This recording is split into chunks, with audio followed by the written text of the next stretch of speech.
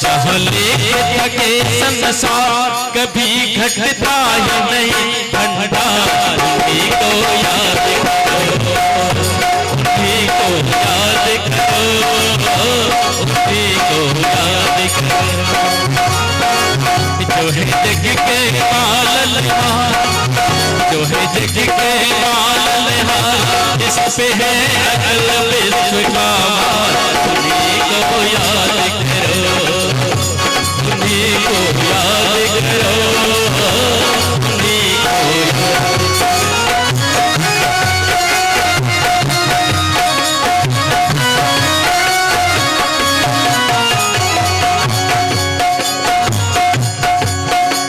जो सूक्ष्म से अति सूक्ष्म हो, देखने से दिखाई पड़ता है।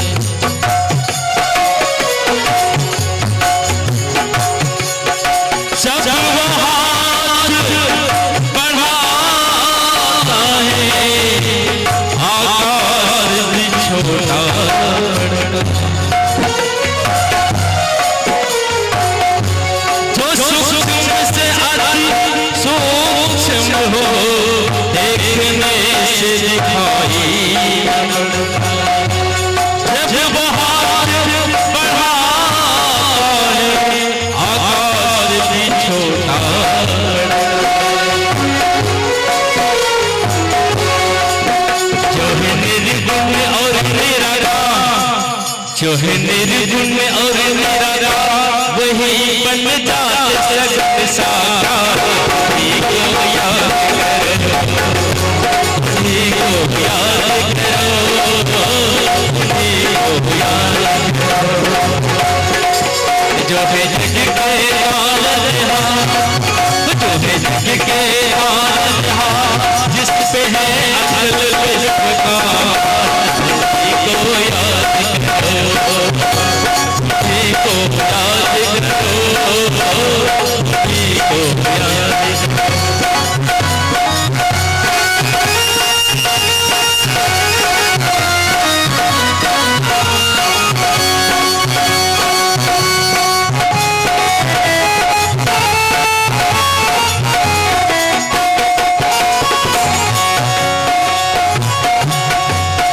जो मछली जल में मछली के जीरे को, पत्थर में बसे उस कीड़े को।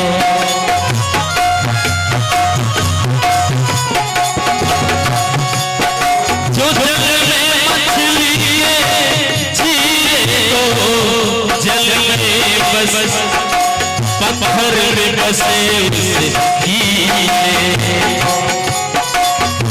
कैसे भोजन पहुँचाते हैं, सबको प्राण बचाते हैं।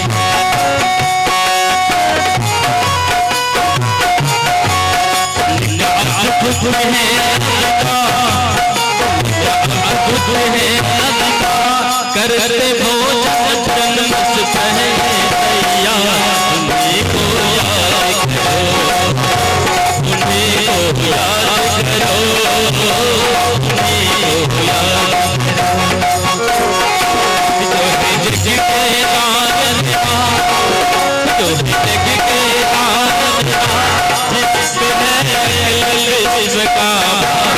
उन्हीं को याद करो, उन्हीं को याद करो, उन्हीं को याद करो, उन्हीं को याद करो, उन्हीं को याद करो,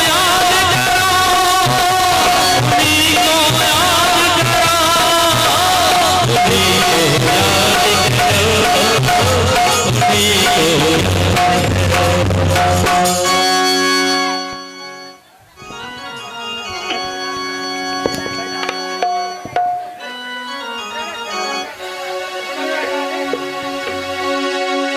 आइए आरती कीजिए।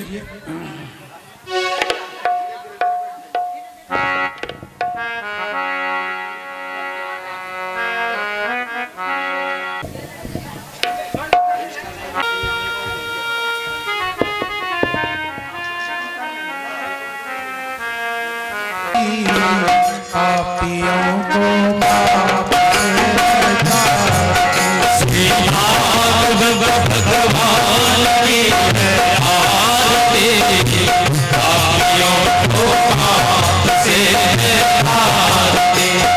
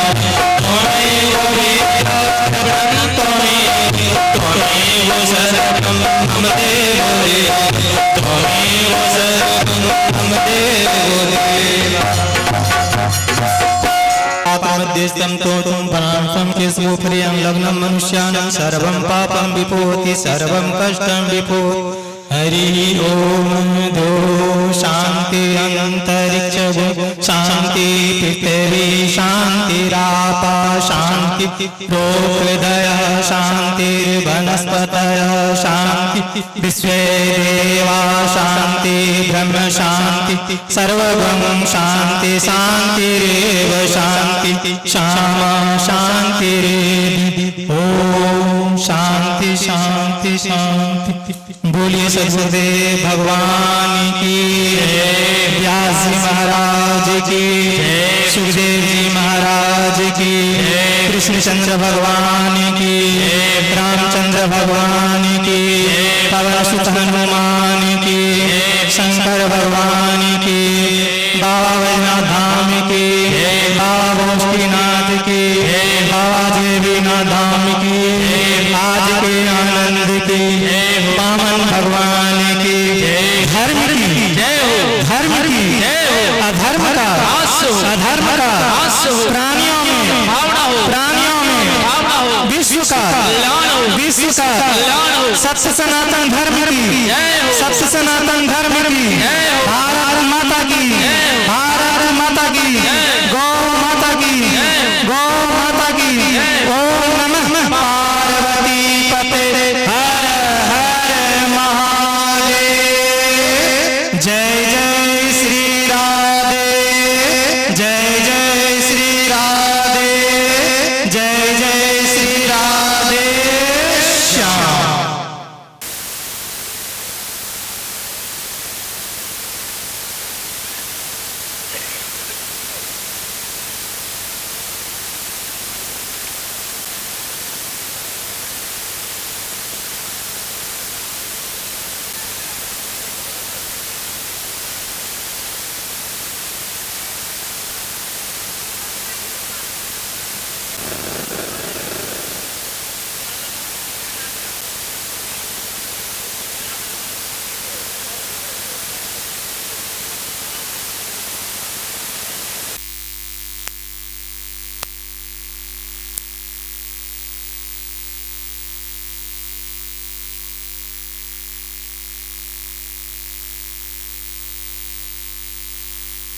केवलं ज्ञानमूर्तिं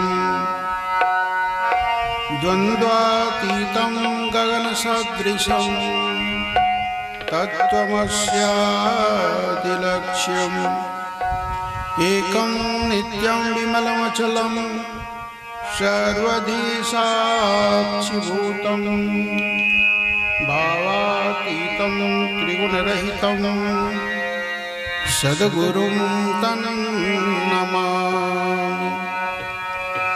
वंशी विभूषितकरान् नवनीरदाभात् पीताम्बरागरुणबिम्बफलादरोष्ठात् पूर्णेन्दुसुन्दरमुखादरविन्दनेत्रात् कृष्णात् परं किमपि तत्त्वमहं न जाने।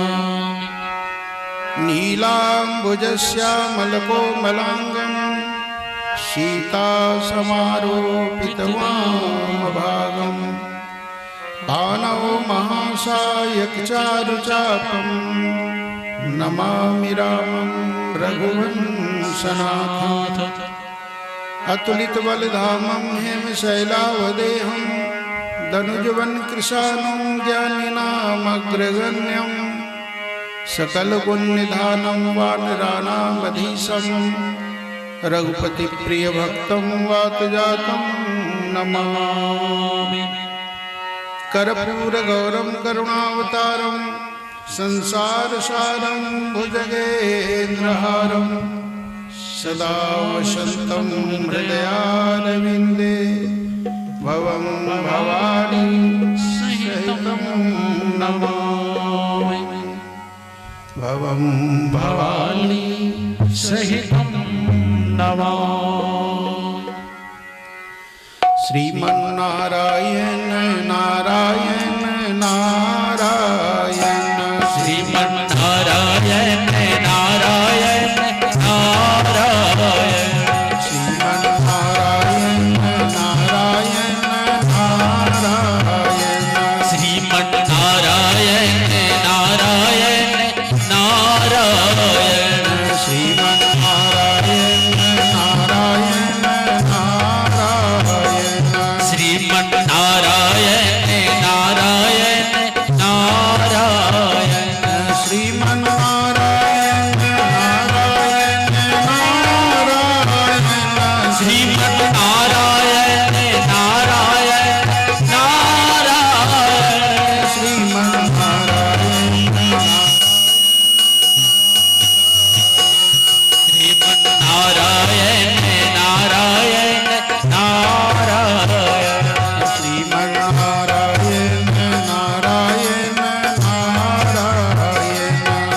श्रीमन नारायण नारायण नारायण। लक्ष्मी में भी भगवान प्रकट हुए थे।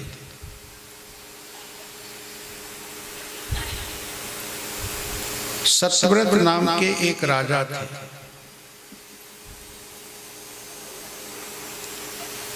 कृतमाला नदी में तर्पण कर रहे थे।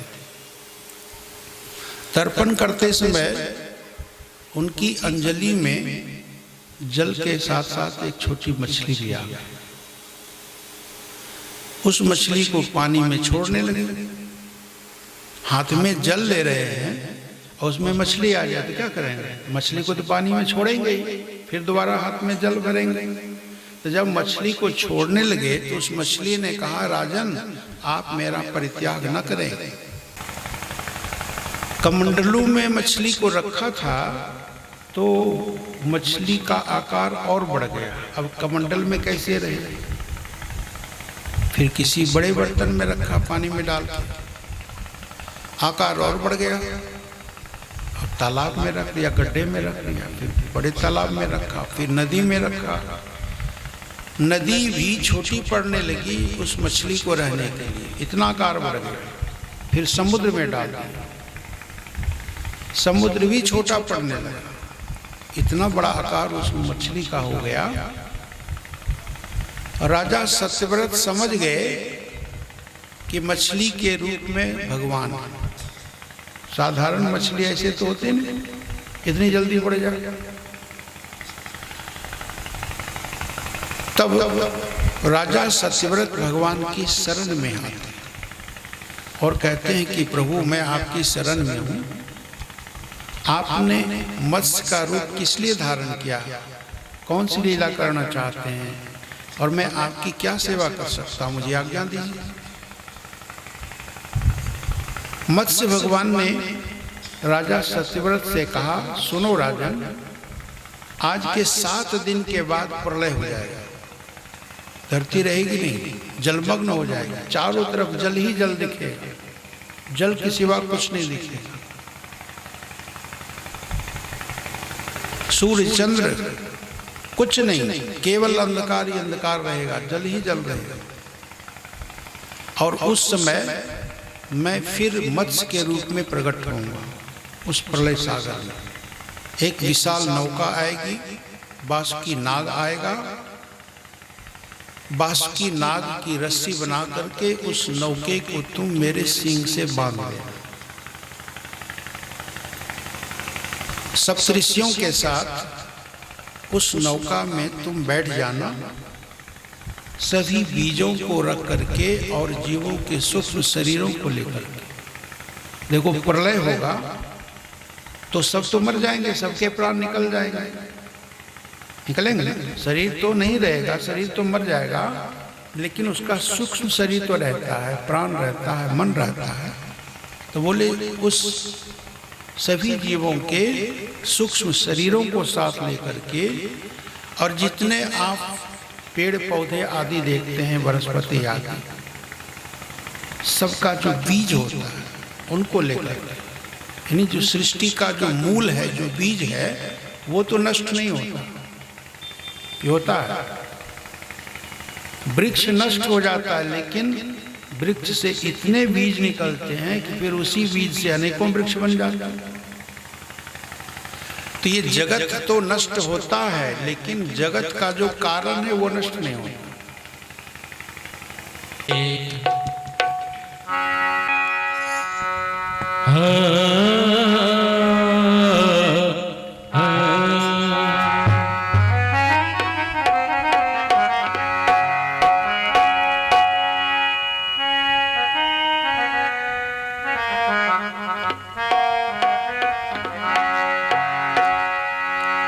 हम सांस ले रहे, हम सांस ले रहे, इस जान के बदौलत। हम सांस ले रहे, इस जान के बदौलत।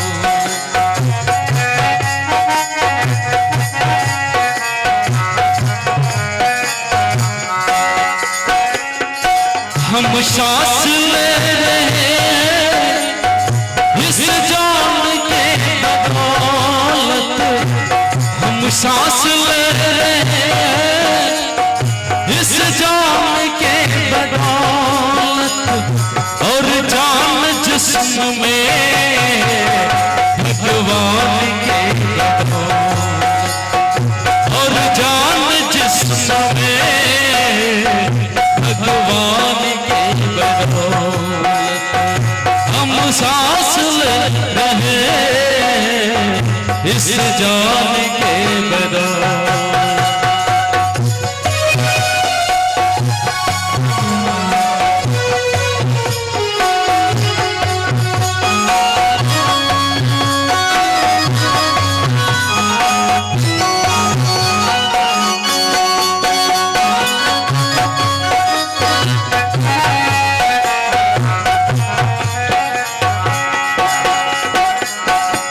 कुछ पुण्य हो रहा है, सूरज निकल रहा है,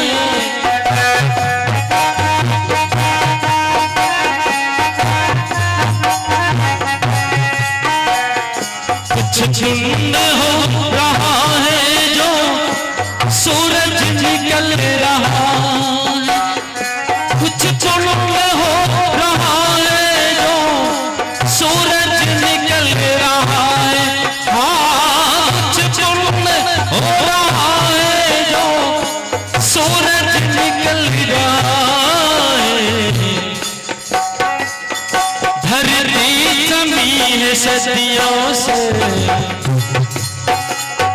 धरती जमीन सदियों से इंसान के बदौलत, धरती जमीन सदियों से इंसान के बदौलत, हम सांस ले रहे इस जान के बदौलत।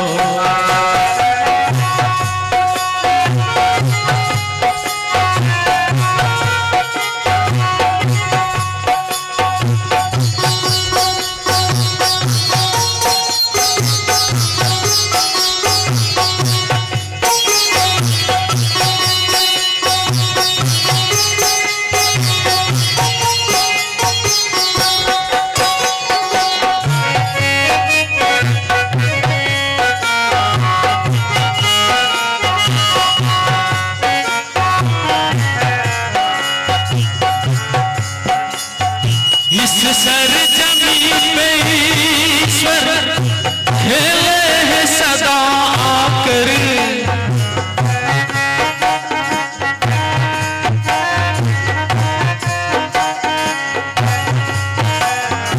इस सरजमी पे ईश्वर खेले हैं सदा, इस सरजमी पे ईश्वर खेले सदा कर, ओ इस सरजमी पे ईश्वर खेले हैं सदा कर, संसार जी रहा है, संसार जी रहा है हिंदुस्तान के बदौलत, संसार जी रहा है हिंदुस्तान के बदौलत, हम सांस ले रहे इस जान के बदौलत।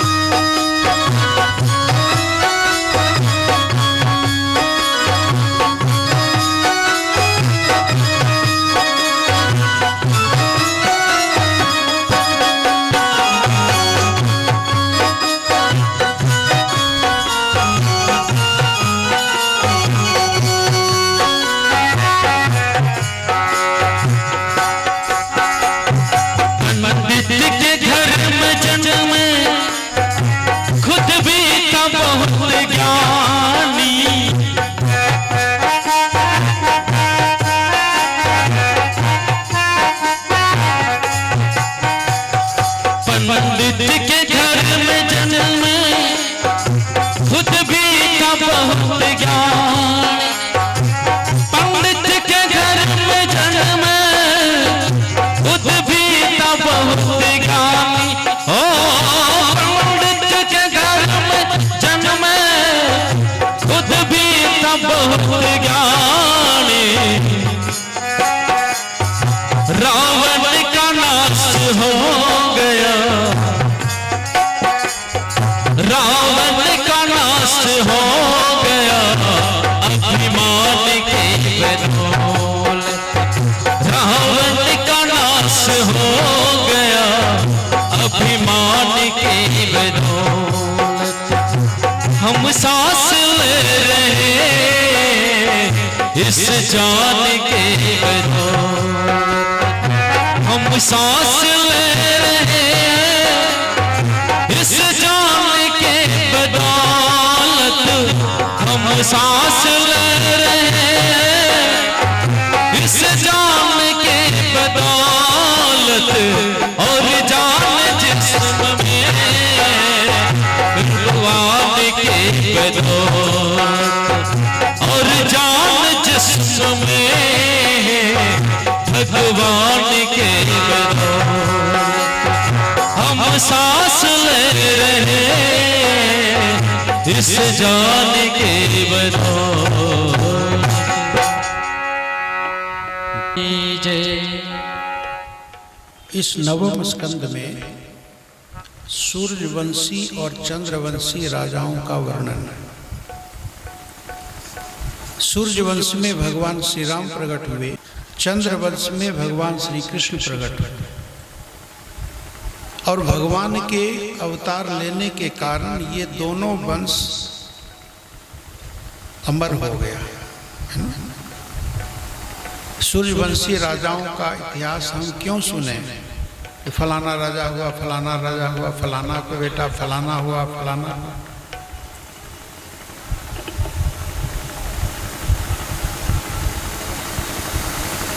हमको इतिहास से शिक्षा लेनी चाहिए। अच्छे लोग भी हुए, बुरे लोग भी हुए, तो हमको शिक्षा लेनी चाहिए कि हमें उनके जैसा नहीं बनना है ना। जैसे राम जी भी हुए और रावण भी हुए, तो राम जी की हम लोग पूजा करते हैं और रावण का पुतला जलाते हैं। तो हमें रावण के जैसा नहीं होना है, हमें तो राम जी की जैसा होना है। सीता जी के जैसा होना है कि शूर्पणखा के जैसा? कैसा होना? शूर्पणखा कि सीता? सीता के जैसा होना चाहिए। तो हमको शिक्षा मिलती है, इतिहास पढ़ने से हमें ज्ञान होता है। अच्छाई को ग्रहण कर दो, अगर बुराई कहीं दिखाई पड़े तो उसको वहीं छोड़ दो, त्याग दो।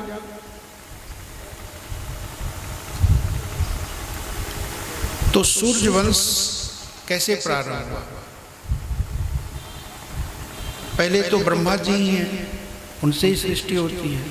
ब्रह्मा जी के पुत्र हुए मरीचि, मरीचि के पुत्र हुए कश्यप, कश्यप के पुत्र हुए सूर्य, सूर्य का ही दूसरा नाम विवस्वान,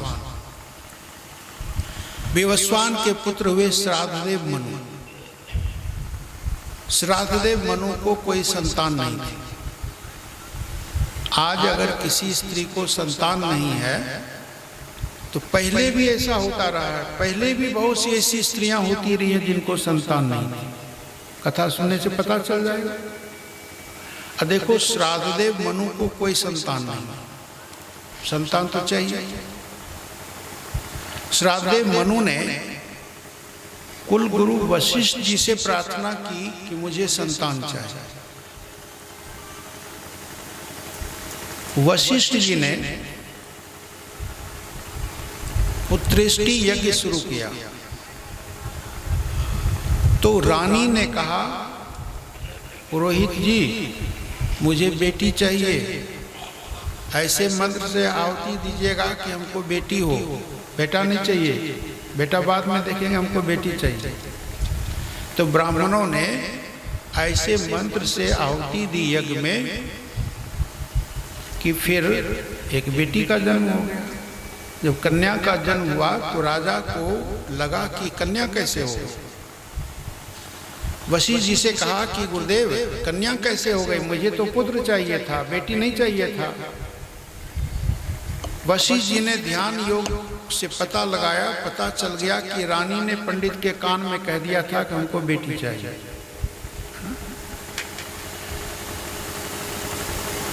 अब जैसे भगवान से प्रार्थना करनी चाहिए पुत्रो दीयताम, और रानी ने कह दिया हमें कन्या चाहिए तो कन्या दीयताम, जब जो मांगोगे वही तो मिलेगा।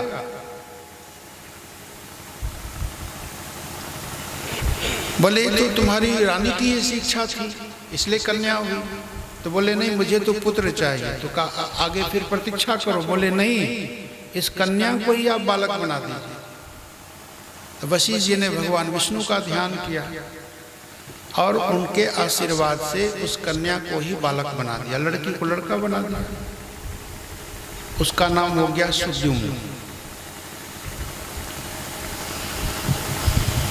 बड़ा हो गया, जवान हो गया, घोड़े पर बैठ के शिकार खेलने के लिए वन में गया, कुछ सैनिकों को साथ में लेकर के। और ऐसे स्थान पर वह पहुंच गया कि उस स्थान पर पहुंचने पर अपने आप वो स्त्री बन गया, घोड़े भी घोड़ी ही बन गए और जो उसके सैनिक थे वो भी स्त्री बन गए, सब के सब।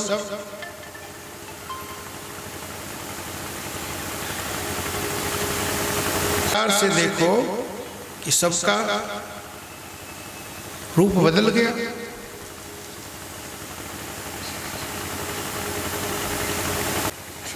कहा मेरे हिस्से में क्या है? बोले तुम्हारे हिस्से में पिताजी हैं, पिताजी के पास रहो, हिस्सा और कुछ नहीं मिलेगा।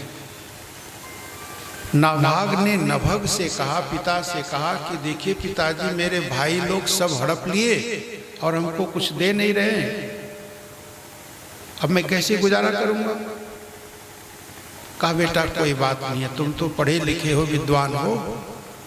देखो ब्राह्मण लोग यज्ञ करते हैं स्वर्ग की प्राप्ति के लिए, लेकिन उससे यज्ञ में त्रुटि हो जाती है, भूल हो जाती है, तो तुम वहां चले जाना और वहां मंत्रोच्चारण कर देना, विश्वदेव के मंत्र बोल देना, तो यज्ञ की जो त्रुटि है वो दूर हो जाएगी, यज्ञ पूर्ण हो जाएगा और यज्ञ के बाद जो बचा हुआ धन संपत्ति जो कुछ भी है वो सब तुम्हारा हो जाएगा, उसी से गुजारा करना। नभाग ने ऐसा ही किया। वह धन लेकर के आ रहा था, रास्ते में रुद्रदेव मिल गए। उन्होंने कहा कि ये मेरा हिस्सा है, मुझे दो। नभाग ने कहा कि मेरे पिताजी ने कहा था यज्ञ का बचा हुआ तुम्हारा हो जाएगा, तो मैं अपने घर ले जा रहा हूँ, यही तो मेरी जमा पूंजी है। बोले अपने पिताजी से पूछ लो। नाभाग ने आकर के अपने पिताजी से पूछा कि पिताजी ऐसी ऐसी बात हो गई, क्या करना चाहिए?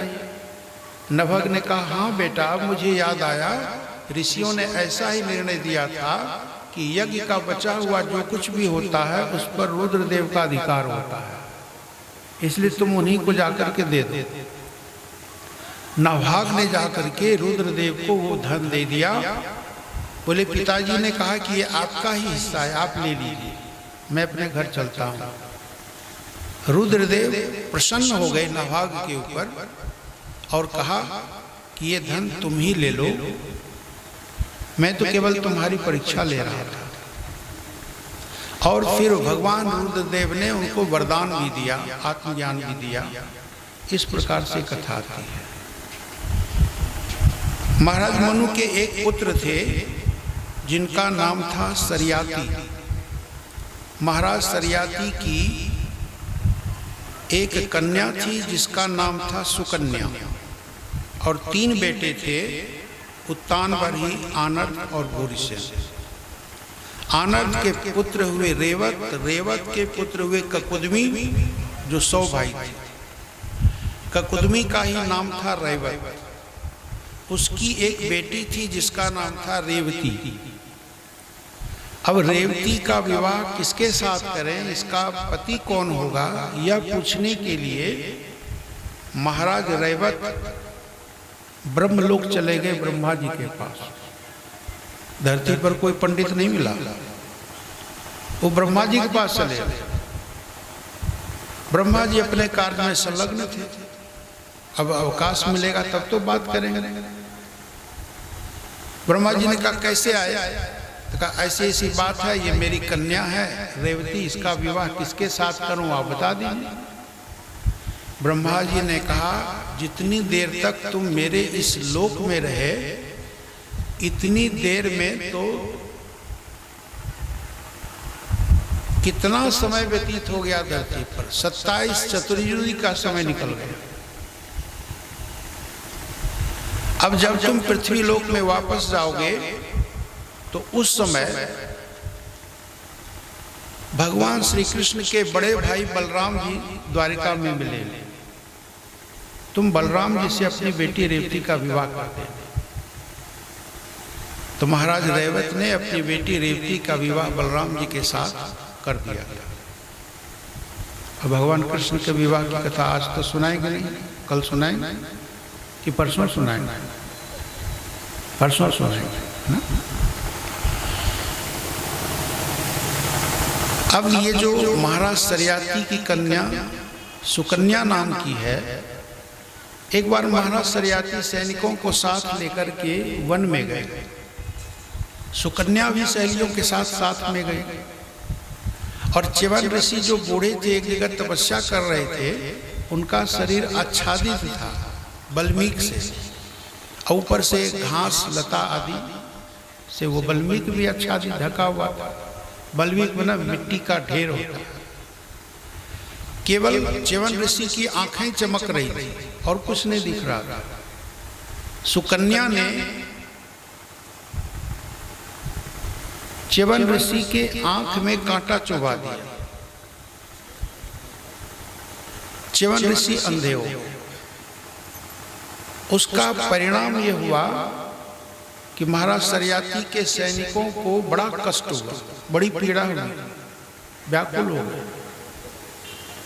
महाराज सरियाती ने कहा लगता है तुम लोगों ने जाने अनजाने च्यवन ऋषि का कोई अपराध कर बैठा है, इसीलिए ऐसा हुआ। कहा नहीं महाराज हमने तो कुछ नहीं किया। तब सुकन्या को लगता है कि मुझसे ही भूल हो गई। जब आंख में कांटा चुभाया होगा तो च्यवन ऋषि को पीड़ा नहीं होगी, कराहे तो होंगे।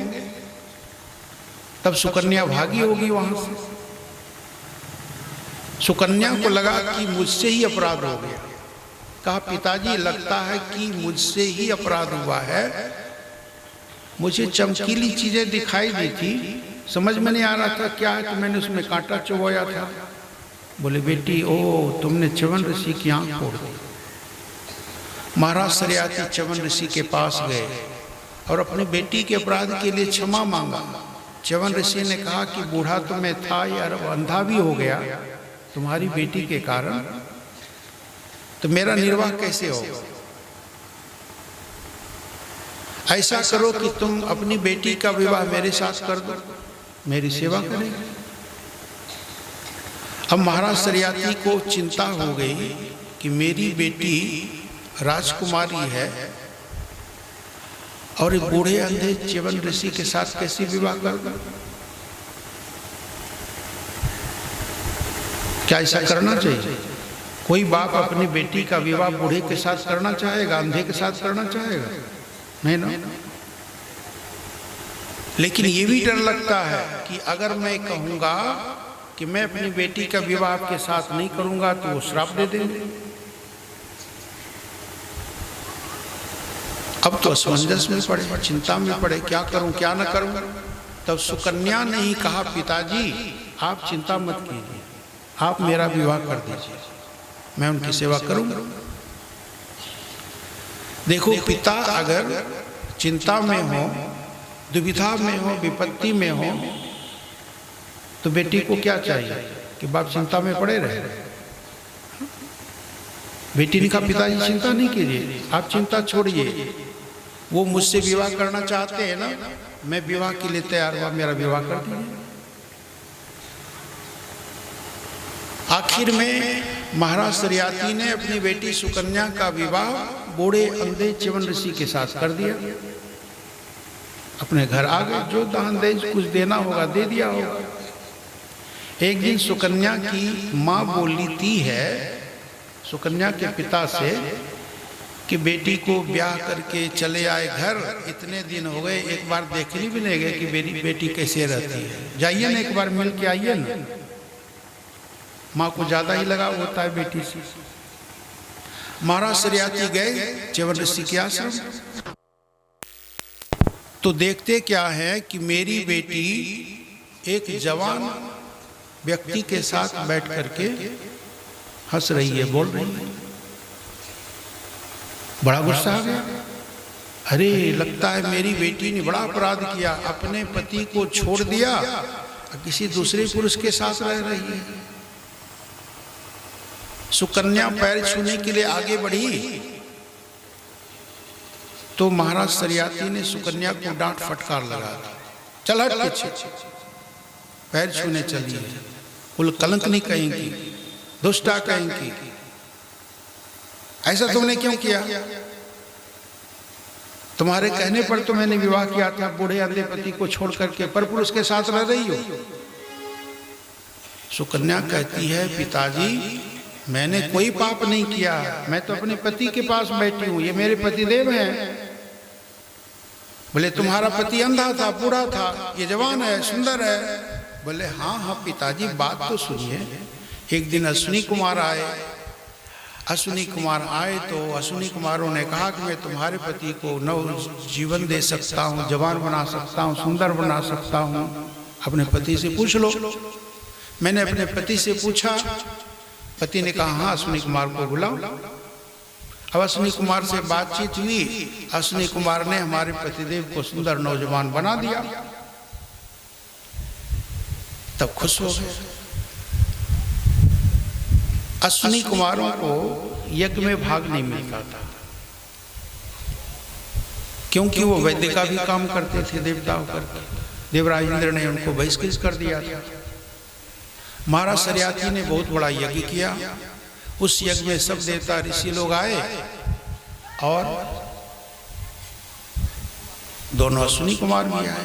इंद्र ने देखा कि ये दोनों अश्विनी कुमार आए हैं, बस नाराज हो गए, ये क्यों आया, इसको किसने बुलाया? च्यवन ऋषि ने कहा मैंने निमंत्रण दिया है, ये आए हैं। इंद्र ने कहा कि ये नहीं रह सकते यहाँ, इसे मैंने बहिष्कृत कर रखा है। च्यवन ऋषि में और इंद्र में झगड़ा हो गया, विवाद हो गया, और फिर इंद्र को हार माननी पड़ी।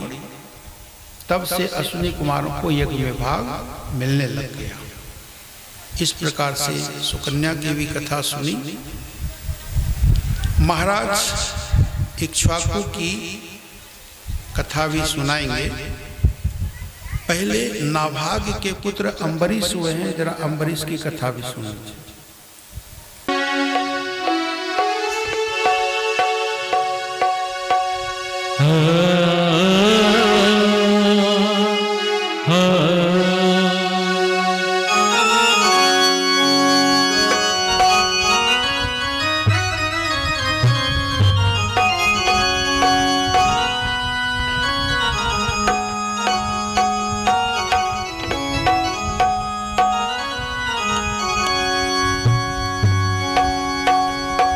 चोर भी जो ना चुराए, चोर भी जो ना चुराए, भक्ति ऐसी चीज है। चोर भी जो ना चुराए, भक्ति ऐसी चीज है। फिर जन्म ना हो दोबारा, मुक्ति ऐसी चीज है। चोर भी जो ना चुराए, भक्ति ऐसी चीज है। फिर जन्म ना हो दोबारा, मुक्ति ऐसी चीज है। चोर भी जो ना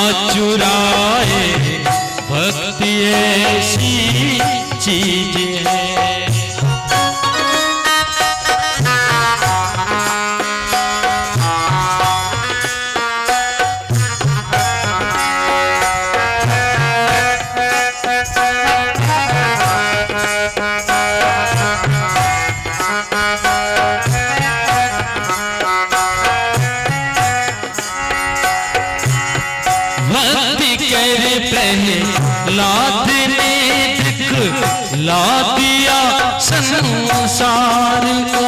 ओहो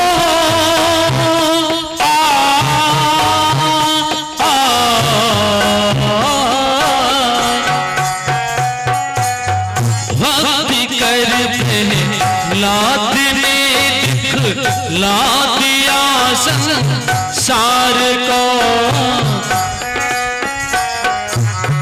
भक्त को ना दुख सताए, भक्त को ना दुख सताए, युक्ति ऐसी चीज है फिर जन्म ना हो तुम्हारा। मुक्ति ऐसी चीज है चोर भी जो ना चुराए, भक्ति ऐसी चीज है।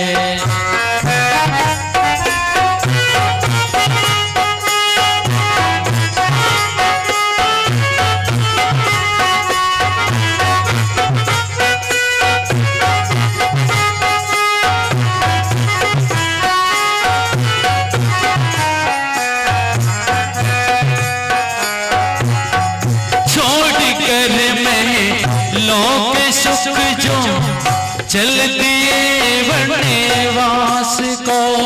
ओ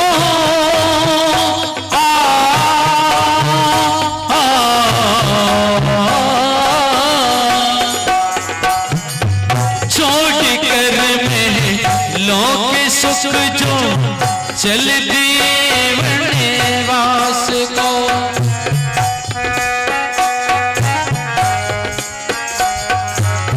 मात पिता का आज्ञा पालन, मात पिता का आज्ञा पालन, रक्त ही ऐसी चीज है फिर जन्म ना हो तुम्हारा।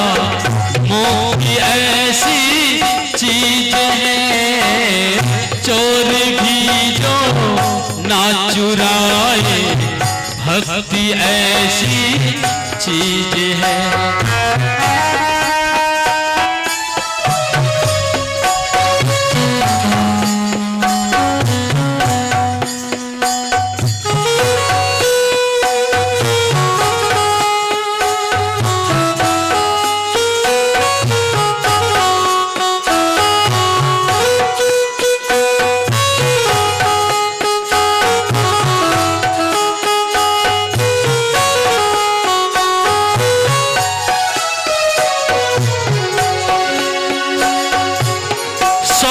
में जो दान दे सारे वैभव संत को।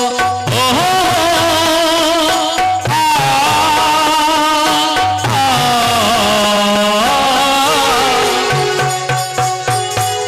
सब में जो दान दे सारे वैभव संत को। मरघट में जो कर बसेरा, मरघट में जो कर बसेरा, सत्य ही ऐसी चीज है फिर जन्म ना हो तुम्हारा। मोह ऐसी चीज है चोर भी जो ना चुराए, भक्ति ऐसी चीज है।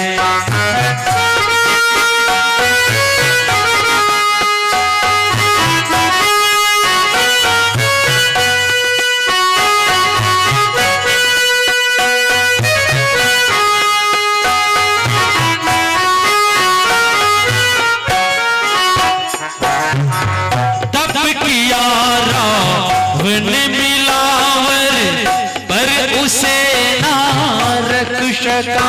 ओहो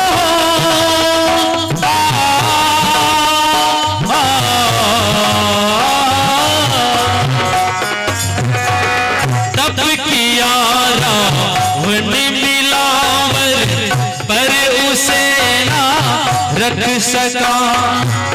शक्ति को जो रोक पाए, शक्ति को जो रोक पाए, युक्ति ऐसी चीज है, फिर जन्मना हो दोबारा, मुक्ति ऐसी चीज है, चोर भी जो ना चुराए, भक्ति ऐसी चीज है, चोर भी जो ना चुराए, भक्ति ऐसी चीज है, भक्ति ऐसी चीज है, भक्ति ऐसी चीज है। बोली सच्चिदानंद भगवान की जय।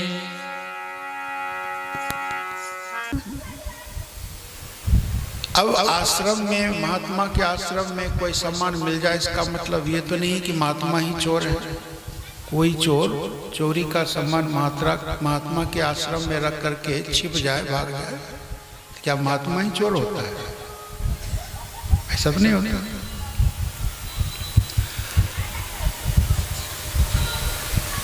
60,000 सगरपुत्र जल करके भस्म हो गए थे। और बाद में जब अंशुमान गया था तो उन्होंने जब घोड़ा देखा कपिल भगवान के आश्रम में, तो कपिल भगवान की स्तुति की। कपिल भगवान प्रसन्न हुए और कहा कि ये घोड़ा ले जाओ ताकि यज्ञ पूर्ण हो सके, और इन पितरों का उद्धार चाहते हो तो गंगा जी को पृथ्वी पर ले आओ। तो गंगा जी को प्रसन्न करने में लगे रहे, लेकिन सफल नहीं हो पाए। अंशुमान के बाद दिलीप ने भी तपस्या आराधना की, दिलीप के बाद भगीरथ ने की, तब गंगा जी भगीरथ की तपस्या से प्रसन्न हुई और पृथ्वी पर आने के लिए तैयार हुई। लेकिन समस्या दो थी। गंगा माँ ने कहा कि मैं स्वर्ग लोक से नीचे गिरूंगी तो मेरे वेग को रोकने वाला कौन है? अगर वेग को नहीं रोकेगा कोई, तब तो मैं पृथ्वी को भेद करके पाताल चली जाऊंगा।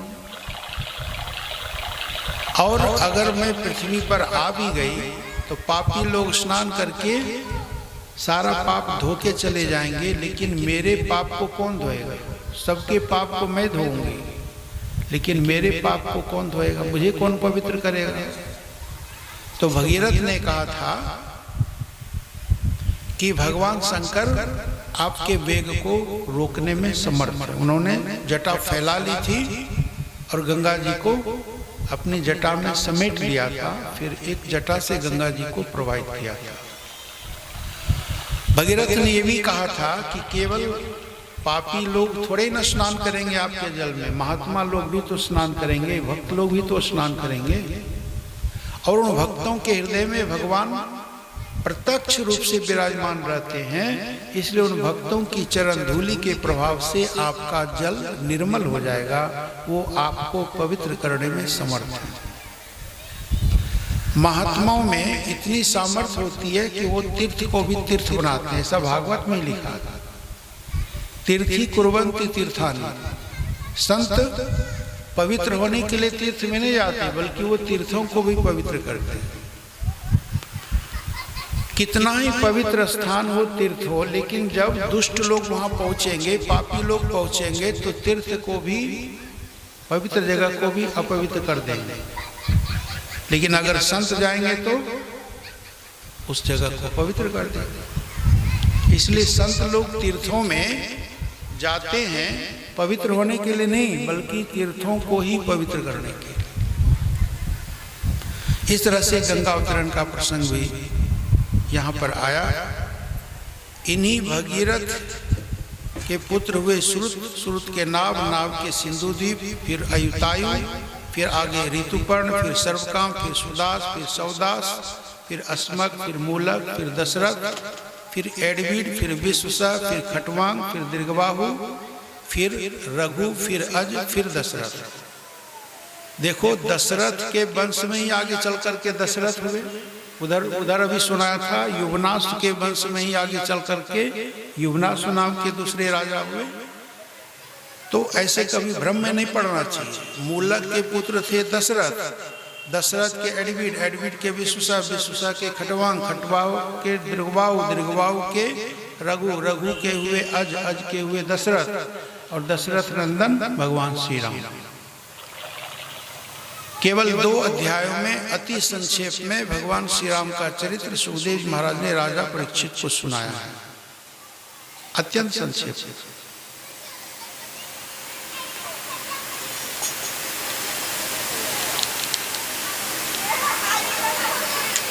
अब रामायण की कथा तो है नहीं कि आपको रामायण की कथा सुनाएं।